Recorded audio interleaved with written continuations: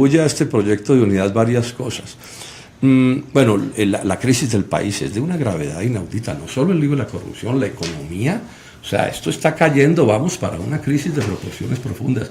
Si el país no está mucho más mal de lo que está y ya está bastante mal en asuntos económicos y sociales, es porque nos ganamos la lotería de los commodities, la lotería minera, que nos dio como una especie de respiración artificial una década de chiripa, eso fue como ganarnos la lotería. Pero eso se acabó y el proyecto económico que ellos tienen montado y social no es capaz de responder a esa nueva realidad. Entonces ahí digamos hay una situación nacional que exige proyectos diferentes y que exige empezar por una cosa que es muy simple, Rodrigo: hay que derrotar a los mismos con las mismas.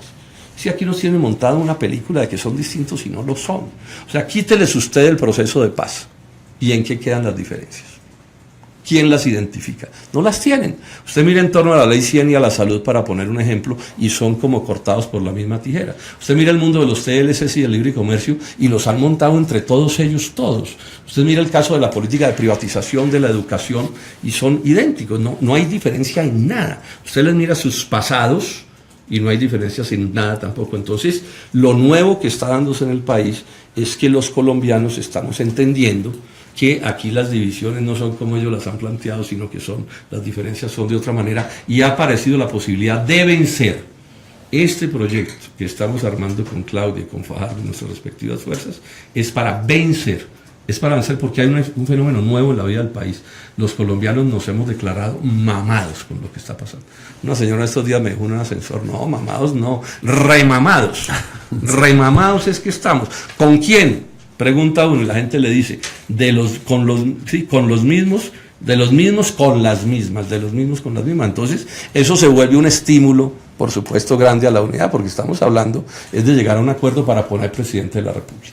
Menciona usted el tema económico, que indudablemente es una prioridad en este momento por todo lo que usted ha mencionado, pero también es uno de los puntos donde se han presentado en el pasado más diferencias entre lo que usted plantea y lo que plantea, por ejemplo, Sergio Fajardo.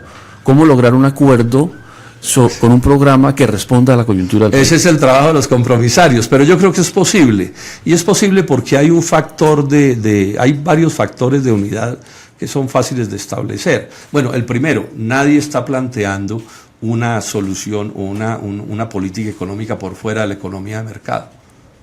Nadie lo está planteando. Bueno, yo no lo he planteado nunca. Sí. Realmente ese no ha sido lo que ha defendido el Polo Democrático Alternativo. Entonces, digamos que eso ya vuelve las diferencias, ya las reduce bastante, ¿sí? Ahora, en términos generales, pues todos estamos de acuerdo con que hay que desarrollar el agro, hay que desarrollar la industria, hay que impulsar la educación, la salud, etcétera, y entonces eso es lo que están construyendo los compromisarios, ¿no? Sí. Y yo soy optimista que ahí vamos a encontrar, puede que no acuerdos de detalle, pero sí una serie de lineamientos que nos permitan presentarnos unidos en el año entrante. Y sobre eso, Ricardo Cuervo le pregunta: ¿cuál, si la tiene, es la propuesta de su campaña para que la economía de Colombia despegue para salir del subdesarrollo?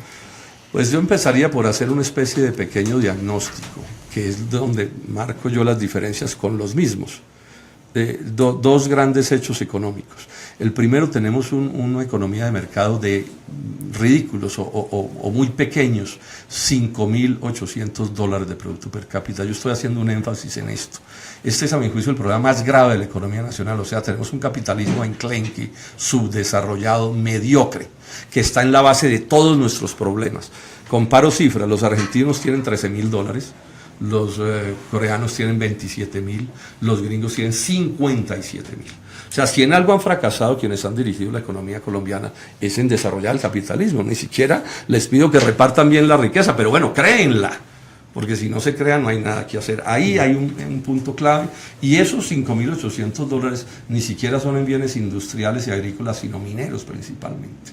Eso es un desastre. Y dos, somos uno de los países más desiguales del mundo, socialmente hablando, más desiguales del mundo. Y eso pues es el resto del drama económico, y social. En parte incluso no se puede producir más porque como no hay ni quien compre, no hay a quien venderle. Bueno, el enfoque mío en asuntos económicos es atacar esas dos realidades. O sea, Hay que crear más riqueza y hay que distribuir mejor la riqueza. Distribuirla por razones sociales, digamos, de elemental sentido democrático, pero además porque es una manera de apalancar que se cree más riqueza, entre otras cosas para que pueda mejorar el empleo en el sentido en que nos salgamos de la economía del rebusque y nos pasemos a formas formales de economía y con ingresos mayores. Ese es, digamos, el enfoque. Ahora, dentro de eso, pues hay que tomar una serie de medidas de distinto orden. Y ya me ha dicho que los detalles apenas se están puliendo, pero quisiera preguntarle solamente por cuáles serían las fórmulas que usted prefiere, a las que le da prioridad para buscar una mayor igualdad. Sí, ahí hay que hacer una política de salarios, para poner un ejemplo. Hay que hacer una política de educación, hay que hacer una política de salud. ¿Sí? Ese sistema de salud no puede seguir siendo el que necesite el país. En esa política de igualdad se vuelve muy importante generar más riqueza. Es que no hay nada que produzca más desigualdad que el desempleo. Y eso está vinculado con la cantidad de riqueza que se genera. Si usted va a los países de ingresos per cápita, digamos, del doble de Colombia, de productos per cápita, de productos, el subempleo prácticamente no existe. O sea, usted se va a Argentina y usted lo que encuentra en vendedores ambulantes es muy pequeño. Usted se va a Europa Occidental, se va a Estados Unidos, se va al Japón, y eso es una realidad antidesigualdad. Porque claro, si usted tiene un empleo formal, estable, usted tiene vacaciones pagas, usted tiene una serie de garantías, tiene seguridad social, va a poderse pensionar, eso empieza a cambiarlo todo. ¿Qué piensa en materia de impuestos?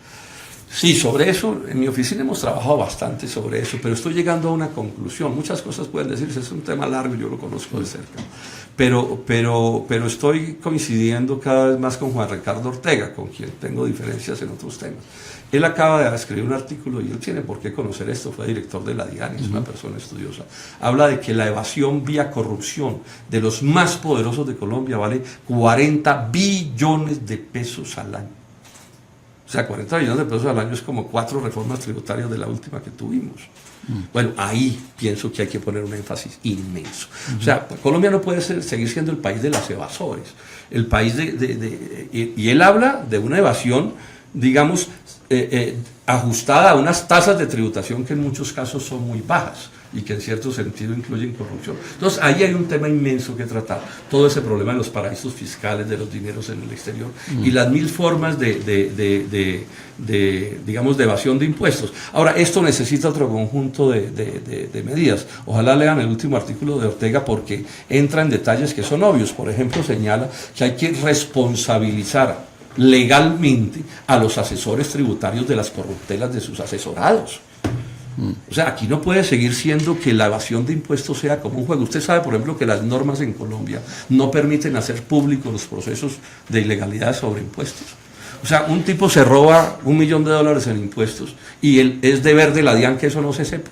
No, o sea, ¿de qué estamos hablando? Entonces, ahí solo hay muchísimo que hacer. Ahora, he señalado también que habrá tarifas diferenciales de impuestos para pequeñas, medianas y grandes empresas. Esto es bien importante en la idea de estimular la economía. O sea, en Estados Unidos, en Europa, lo común es que las mayores empresas pagan tasas de renta más altas que las menores y las medianas. Ese va a ser un criterio, digamos, de política tributaria. Pero sobre ese punto, la moda en esta campaña de muchos candidatos es proponer una reducción de impuestos a las empresas.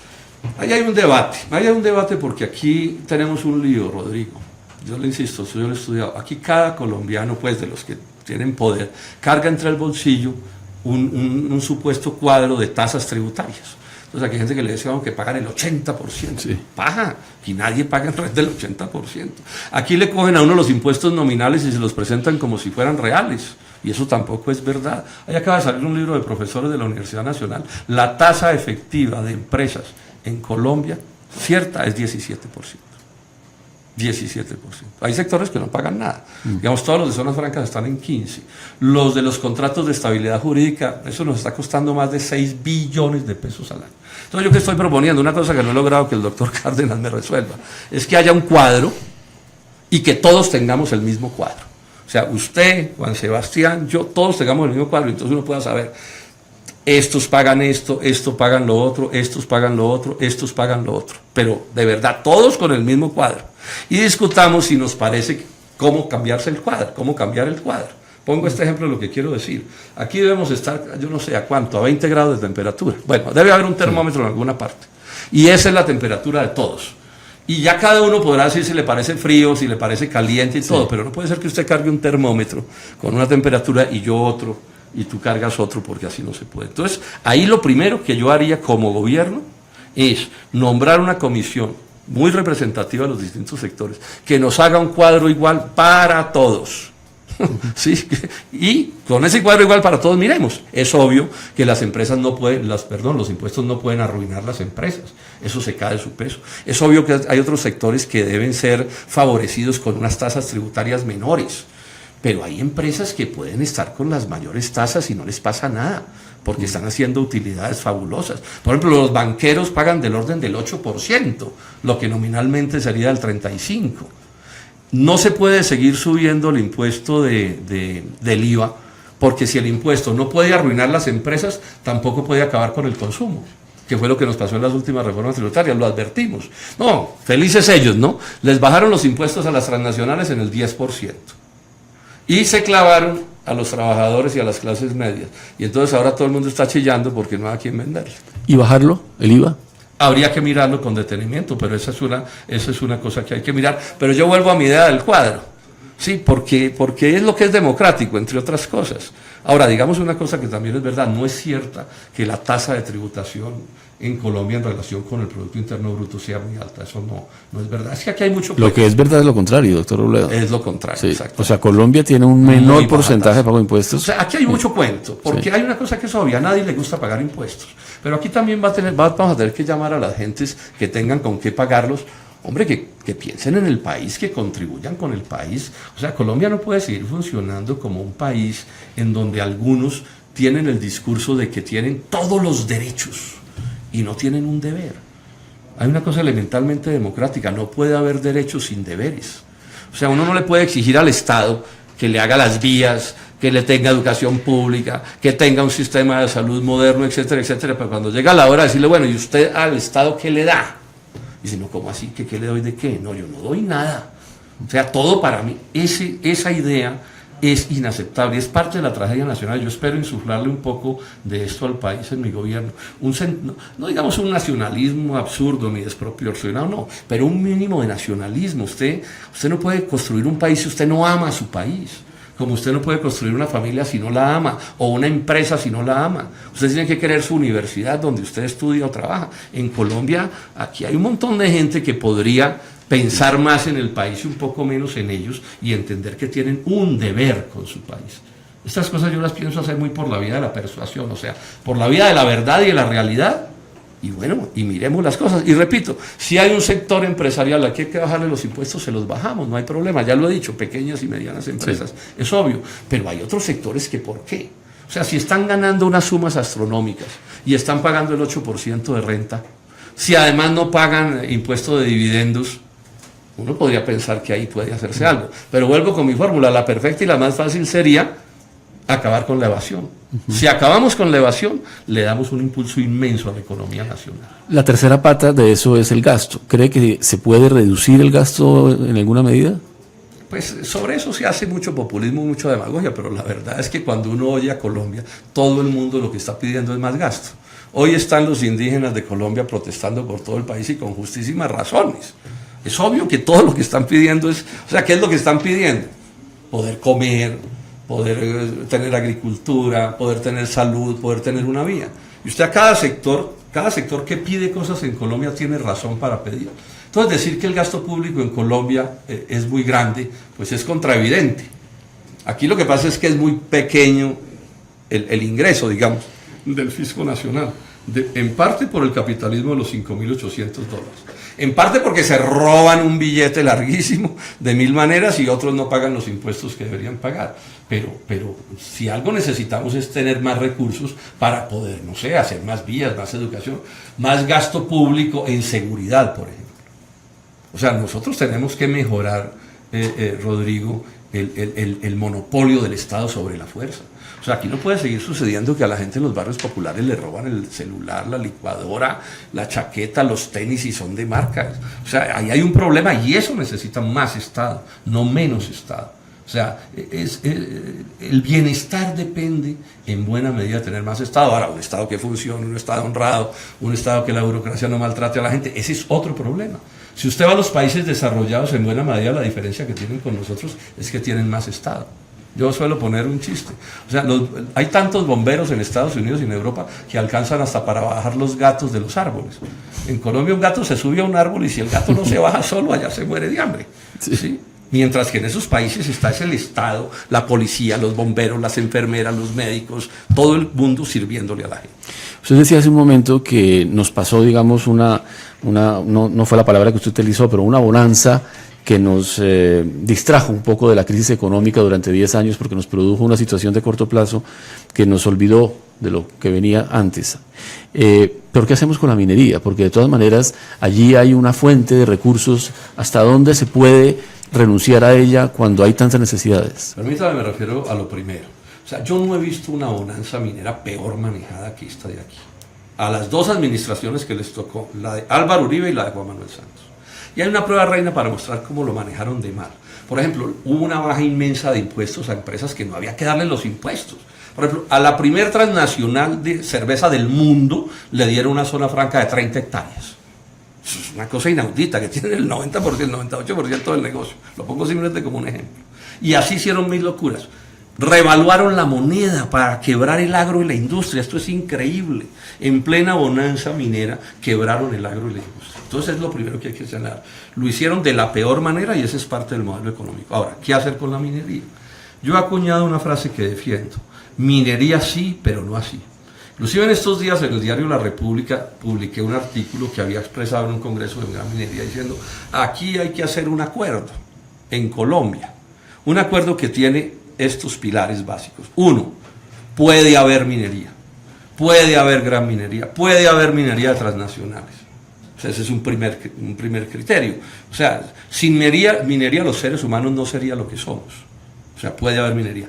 Pero, digo, minería sí, pero no así. No así, ¿qué es? Bueno, hay que corregirle muchas cosas. Bueno, ayer le metimos una corregida buena, ¿no? Que es que logramos quitarles un regalo tributario que les habían hecho a las mineras, ¿no? Rescatamos un billón de pesos al día por una interpretación ilegal de la ley, ¿sí? ¿Cómo? Al año, un billón de pesos al año. Esas son correcciones que hay que tomar, o sea, ellos tienen también deberes con el país, no puede ser que todo sea para ellos, es que eso no tiene sentido. El medio ambiente tiene que respetarse, hay casos en que no se pueden hacer proyectos mineros, o sea, amenazarle el agua a los santanderianos porque hay una transnacional que quiere sacarse un oro del páramo de Santurbán, pues eso no se puede permitir, para poner eso como otro ejemplo. La gente tiene que tener derecho a opinar. O sea, los días en que llegaban las mineras a un sitio, llegó el progreso y toda la gente salía emocionada. Sí, ¿y en qué consiste el progreso? Se me van de aquí. Ustedes estorban en este sitio porque llegó el progreso. Eso ya no se lo traga nadie en Colombia. Entonces, yo creo que aquí hay que sentarse a conversar y a concertar una política minera que incluye la posición del Estado, que incluye la posición de las mineras, pero tiene que incluir la posición de las comunidades también. Y tenemos que ver cómo se logra una normativa que le dé estabilidad al sector, pero sobre la base de hacer las cosas bien. Dentro de eso, ¿cabría el famoso fracking? Yo creo que no debe haber fracking, yo creo que no. O sea, los estudios técnicos que hay sobre eso sobran estudios técnicos. Lo que pasa es que aquí se desesperan, como no hacen una buena economía, entonces se están convirtiendo la minería en la única alternativa y esa es una de las cosas que hay que corregir. O sea, nosotros necesitamos una minería que no venga a reemplazar el agro y a la industria, que es lo que es el modelo que hoy tenemos. No, aquí necesitamos un país que desarrolle el agro, desarrolle la industria y haga una buena minería, pero una buena minería sin desesperación, o sea, una minería que uno pueda decir, hombre, fracking no, porque los riesgos son demasiado altos. Los riesgos no lo digo yo, eso es una posición en general en los países desarrollados. Pero ¿por qué entonces ese desespero? Porque como destruyen el agro, destruyen la industria, entonces no quedó sino la minería. Y eso sí es lo peor que le puede pasar a un país. O sea, un país que dependa de una sola cosa, está de base equivocado en su modelo económico. Y cabe un poquito aquí esta pregunta, doctor Robledo, de Carlos Alberto Ramírez. ¿Qué piensa hacer con el campo?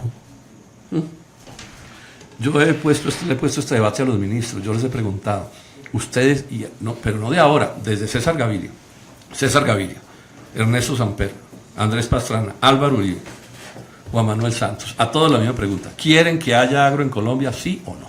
Esa es la primera decisión que tiene que tomar este país. ¿Queremos que haya agro, sí o no? Porque si queremos que haya agro, pues no se puede seguir haciendo lo que se está haciendo. Y si queremos que haya industria, tampoco se puede seguir haciendo lo que estamos haciendo. Entonces, ¿yo qué estoy diciendo? En mi gobierno habrá unas políticas para que haya agro. Tiene que haber agro. No se puede construir una economía de mercado. No podemos salir de ese capitalismo de $5.800 sin agro y sin industria. Eso no es posible, ¿no? Bajémonos de esa nube, eso no puede suceder. Entonces, en mi gobierno, la primera decisión es que habrá agro y un conjunto de medidas. Estamos mirando los detalles, pero he llegado a otra conclusión: hay que renegociar los TLCs. Yo llevo estudiando este libro, el Libre Comercio, 27 años.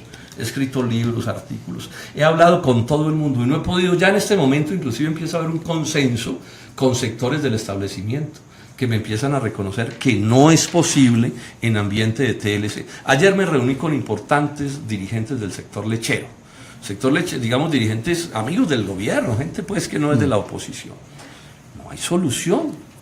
O sea, en ambiente de TLC no va a quedar una vaca ni para una foto, bueno, o unas cuantas, pero no es posible. Entonces, ahora, eso no es lo único. Eso tiene que haber una política de crédito, tiene que haber una política de asistencia técnica, de ciencia y tecnología, de comercialización, de vías terciarias, o sea, de un conjunto de cosas, pero todo sobre la base de que el país no puede seguir. Por ejemplo, estamos importando 13 millones de toneladas de productos del agro. Y eso a nadie le importa un pepino. Eso no es tema de debate. Aquí tenemos tiempo y tiempo y tiempo para hablar del proceso de paz, pero nadie habla del agro. Por ejemplo, se monta esta escandola que se montó enorme con el caso de los campesinos y los cultivos de coca. Y nadie dice que están en eso, es porque el país está inundado de comida extranjera y lo único que les queda a esos campesinos es la coca. Eso debería ser parte del debate, pero no, porque eso es como el dogma. Sí, eso es como una especie casi que de religión bien dogmática y bien fanática, ¿no?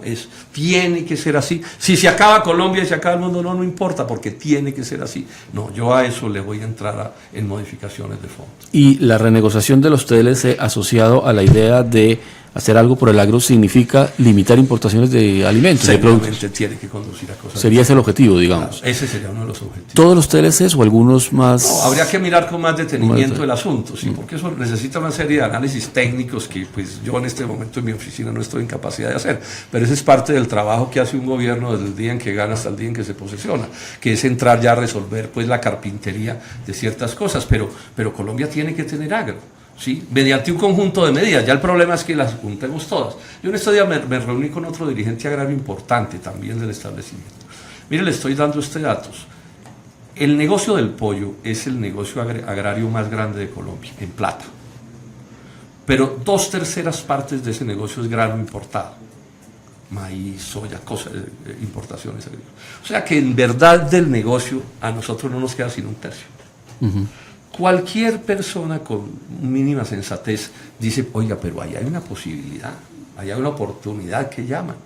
Porque si nosotros somos capaces de reemplazar esa importación mediante un conjunto de medidas y de decisiones, ya el negocio del pollo no sería 1/3 para nosotros y 2/3 para los extranjeros, sino 3/3 para nosotros. O sea, son cosas elementales de economía. Entonces yo digo esto y dicen, no, eso no, y se le ocurre al doctor Robledo. Aquí la genialidad es bregar a venderle una uchuva a un japonés. No puede ser, esto resulta hasta chistoso, es grotesco. O sea, la política agraria no es ver cómo producimos los 13 millones de toneladas que estamos importando, sino cómo le vendemos una uchuva a un japonés, una pitaya a un finlandés. No, así no se puede, realmente es imposible. Ya que hablamos del agro, uno de los puntos del acuerdo del gobierno con las FARC, y entramos en el proceso de paz, sobre lo cual nos preguntaba Carlos Alberto Ramírez, nos preguntaba Fabián Chávez. Ahí hay contenido en el primer punto del acuerdo con las FARC, una serie de puntos relacionados con el agro. ¿Cómo los ve? Pues sobre eso digo un par de cosas. Bueno, nosotros hemos respaldado el proceso de paz. Por un hecho que es grueso, sí, puede que lo nieguen y todo, pero es una realidad.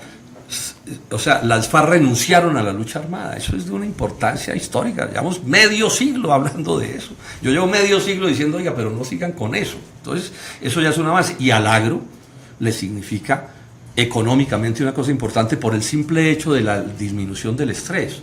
O sea, el simple hecho que la gente pueda ir a sus fincas, que el campesino pueda dormir tranquilo, ¿sí? Que no haya que salir corriendo y abandonar los cultivos, eso ya es un impacto positivo en el agro. Pero, los demás problemas del agro no se resuelven con los acuerdos de La Habana. Y esto no lo digo como una crítica a los acuerdos, pues porque los acuerdos se hacen es para salirnos del lío de la violencia, ¿cierto? ¿Y por qué digo que no va a haber modificaciones de fondo? Porque el acuerdo agrario, creo que es en su 5º párrafo, tiene una frase que yo no puedo compartir de ninguna manera. Dice algo así como que este acuerdo se realiza en medio de los criterios, digamos, de la globalización, de la globalización de la economía y de las políticas de inserción en ella del Estado colombiano. Eso es el libre comercio. Y yo creo que en libre comercio no hay agro. No hay agro porque usted no puede reemplazar todo el agro nacional por uchuvas y por pitayas y por caramombos y cosas de esas. Eso no se puede, ¿sí? Entonces, bueno, que hagan las cosas que tengan que ver con eso, ¿sí? De pronto a algunos campesinos les van a dar unas parcelas y eso pues tampoco hay que verlo como un crimen. Todos los gobiernos en Colombia, todos, incluido el de Álvaro Uribe, le han dado parcelas a campesinos, todos. Yo eso lo tengo súper estudiado en mi oficina. Y eso es una cosa que puede ser. Y ese no es el fin de la propiedad privada, ni es el acabose del país, esos son cuentos. Pero eso no nos resuelve el problema de la crisis agraria. Es que la crisis agraria tiene como principal razón de ser que es que la política no es producir sino importar. Le doy este dato que es impresionante. 2/3 de las mejores tierras de Colombia, que son, digamos, 3/3, 2/3, ni siquiera están en agricultura, ni siquiera en ganadería, son lotes de engorde. O sea, el negocio de esas tierras no es que el agro produzca, Rodrigo, el negocio de esas tierras es que usted la compra a un precio y la engorda de alguna manera, la valoriza o logra que hagan un puente o pongan una electrificación o cosas de esas, y usted se gana un platal, pero usted no produjo una mazorca, ni un vaso de leche, ni nada. Así no puede ser. Nosotros necesitamos un agro que produzca, en el cual produzcan los campesinos, los indígenas, pero también los empresarios y los obreros agrícolas. Mi idea de agro es un modelo agrario de tipo dual, que he llamado. De una parte campesinos e indígenas respaldados por el Estado y de otra parte empresarios y obreros agrícolas con derechos también respaldados por el Estado.